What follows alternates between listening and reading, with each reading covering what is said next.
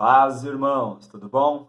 Vamos lá então falar um pouquinho sobre a palavra de Deus. Queria fazer uma pergunta para você. Quem é que está sofrendo aí? Você está sofrendo? E é importante a gente entender algumas coisas que a palavra de Deus nos ensina sobre sofrimento. Eu queria que você ficasse comigo nesse vídeo.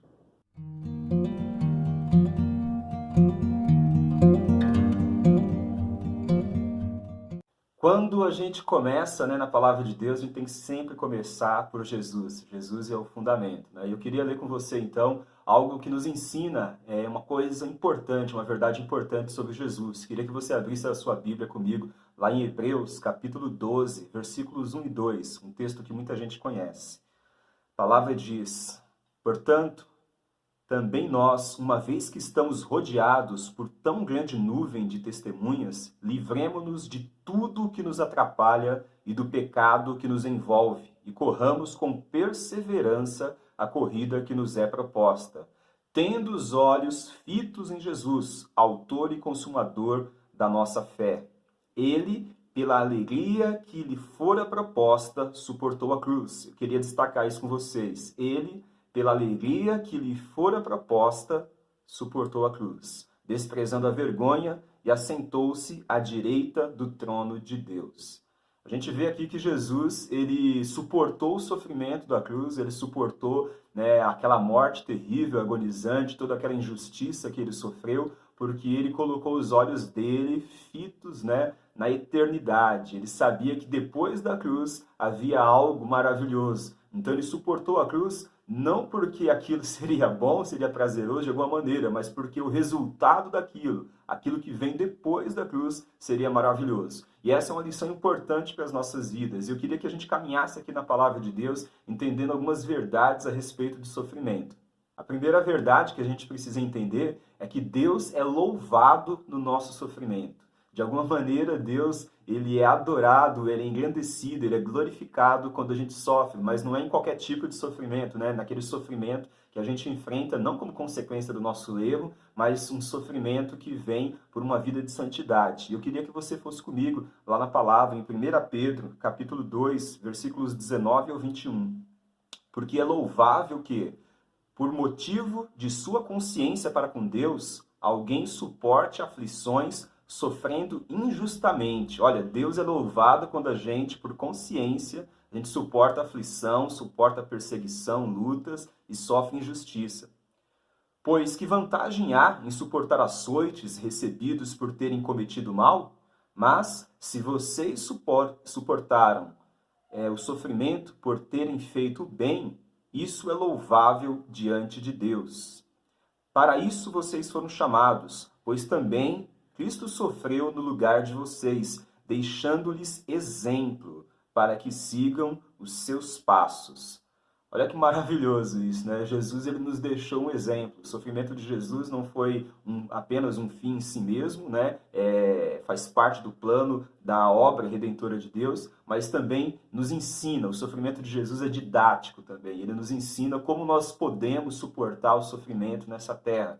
A primeira coisa que o texto aqui de Pedro diz é que não adianta a gente estar sofrendo por consequência dos nossos erros, dos nossos pecados. Não é esse tipo de sofrimento que vai glorificar a Deus, que vai trazer louvor a Deus, mas é aquele sofrimento que a gente enfrenta, que a gente suporta, como Jesus suportou, injustamente. Esse tipo de sofrimento vai glorificar a Deus, vai exaltar o nome de Deus.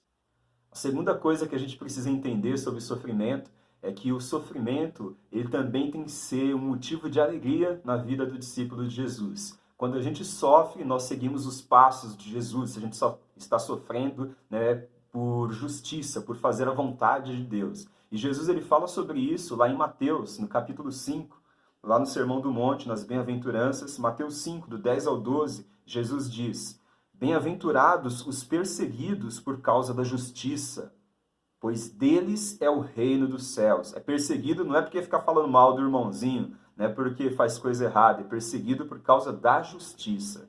Bem-aventurados serão vocês quando, por minha causa, os insultarem, perseguirem e levantarem todo tipo de calúnia contra vocês. Alegrem-se e regozijem-se, porque grande é a recompensa de vocês nos céus, pois da mesma forma perseguiram os profetas que viveram antes de vocês.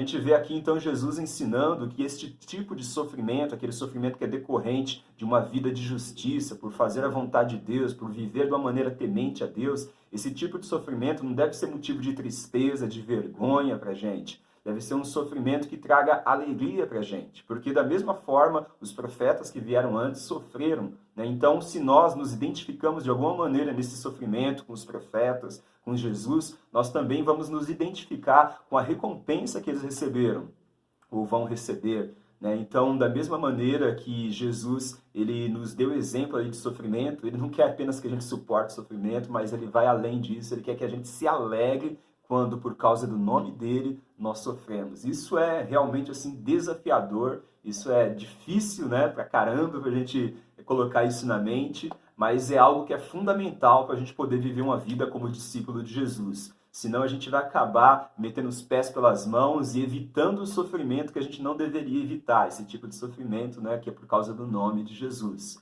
Uma outra coisa que a palavra nos ensina está lá em Hebreus, capítulo 10, versículo 32 ao 35. Nós devemos vencer o sofrimento, né, olhando para a eternidade. A palavra diz o seguinte: lembrem-se dos primeiros dias, depois que vocês forem iluminados, quando suportaram muita luta e muito sofrimento. Talvez você não se identifique muito com essa passagem, porque no Brasil a gente tem um contexto maravilhoso, onde a gente muitas vezes não enfrenta perseguição por causa do Evangelho, como os irmãos aqui, né, que eram recebedores, né, dessa mensagem de Hebreus, eles enfrentavam. Mas olha o que a palavra nos diz. Algumas vezes vocês foram expostos a insultos e tribulações. Em outras ocasiões, fizeram-se solidários com os que assim foram tratados. Vocês se compadeceram dos que estavam na prisão e aceitaram alegremente o confisco dos próprios bens, pois sabiam que possuíam bens superiores e permanentes. Queria que você pensasse nessa expressão aqui, sabe? As pessoas suportaram porque possuíam bens superiores e permanentes. Por isso, não abram mão da confiança que vocês têm. Ela será ricamente recompensada. Deus tem uma promessa que vai nos recompensar ricamente quando a gente suporta o sofrimento. A gente talvez não tenha um sofrimento como esse aqui, que é relatado na palavra de Deus, de ter os bens confiscados pela fé, de ter pessoas presas por causa do Evangelho, mas muitos irmãos nossos ao redor do mundo passam por isso. E a gente consegue suportar esse sofrimento, consegue suportar essa luta, por causa do Evangelho, porque a gente tem que colocar os nossos olhos não naquilo que é desse tempo, não naquilo que é material, não na casa, não nos bens que a gente tem aqui, mas nos bens permanentes e eternos que nós temos reservados em Deus. Então aquilo que a gente vai receber depois é muito maior e muito melhor do que qualquer coisa que a gente possa desfrutar ou perder aqui nessa terra. Então a gente vê na palavra de Deus que sofrimento não é tudo igual, tá? Isso é uma coisa que é fundamental para você que quer ser um discípulo de Jesus entender. Sofrimento não é tudo a mesma coisa. E às vezes as pessoas colocam tudo no mesmo balaio e aí complica tudo. Então, primeiro, existe um sofrimento que é natural, que é normal, da vida de qualquer ser humano, seja ele discípulo de Jesus ou não. Esse tipo de sofrimento a gente não tem como evitar. Não tem como evitar que uma hora fique doente, não tem como evitar que um parente, um familiar morra. Isso faz parte da vida de todo mundo um dia vai partir. Esse sofrimento ele é inevitável. Tem um sofrimento que é consequência do erro, é uma consequência do pecado que a pessoa comete. Esse tipo de sofrimento a gente precisa lutar para evitar. Esse a gente tem que batalhar contra. Mas existe um outro tipo de sofrimento, que é esse que a palavra se refere, que é o sofrimento decorrente de uma vida de santidade, decorrente de uma vida de temor a Deus. Esse sofrimento a gente não pode evitar. Esse a gente tem que, de certa maneira, abraçar. Isso faz parte da vida com Deus. E a palavra diz que a gente tem que vencer esse sofrimento como? Olhando para as coisas na eternidade, olhando para aquilo que vem depois, seguindo o exemplo de Jesus, sabendo que quando nós sofremos injustamente, por causa do nome de Jesus, Deus está sendo glorificado, está sendo louvado em tudo isso. Então, se a gente inverte as coisas, complica tudo, porque aí a pessoa começa, a se revoltar com o sofrimento que é por causa do pecado dela,